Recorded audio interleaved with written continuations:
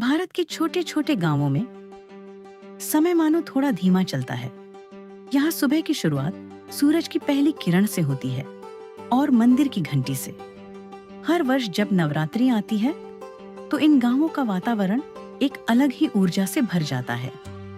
गांव के बीचों बीच एक प्राचीन मंदिर था जहां पीढ़ियों से देवी की पूजा होती आई थी।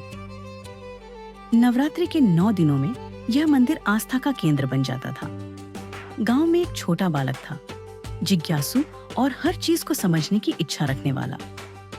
उसने देखा कि नवरात्रि के दौरान कई लोग उपवास रखते हैं, कुछ लोग दिन भर ध्यान करते हैं, और यह प्रश्न उसके मन में उठने लगा।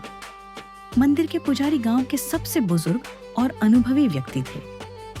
उन्होंने जीवन का बड़ा हिस्सा पूजा और साधना में बिताया था।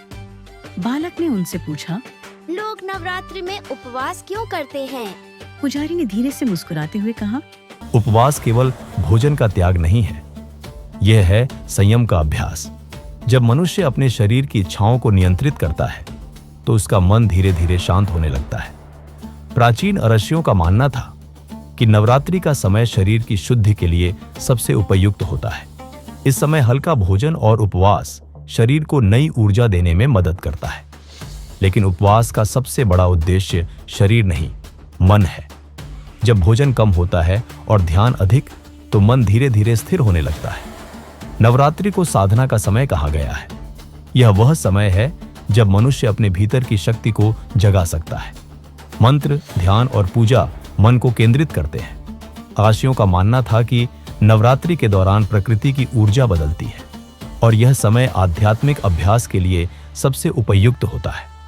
देवी की पूजा सिर्फ आस्था का प्रतीक नहीं है, यह याद दिलाती है कि हर मनुष्य के भीतर एक दिव्य शक्ति मौजूद है। अब बालक को धीरे धीरे समझ आने लगा था, उपवास भूखा रहने के लिए नहीं है, यह है अपने मन को मजबूत बनाने का अभ्यास। नवरात्रि के दिनों में गांव का वातावरण भक्ति और उत्साह से भर गया, लेकिन इसके पीछे छिपा हुआ था एक गहरा आध्यात्मिक अर्थ। नवरात्रि का असली उद्देश्य बाहरी पूजा नहीं है, बल्कि अंदर का परिवर्तन है।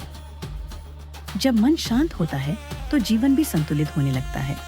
पुजारी ने कहा, नवरात्रि का असली उद्देश्य बाहरी पूजा नहीं है, बल्कि अंदर का परिवर्तन है।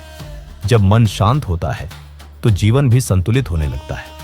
शायद यही कारण है कि हजारों वर्षों से नवरात्रि केवल एक त्योहार नहीं रही, यह है शरीर की शुद्धि, मन की शांति और आत्मा की जागृति का उत्सव।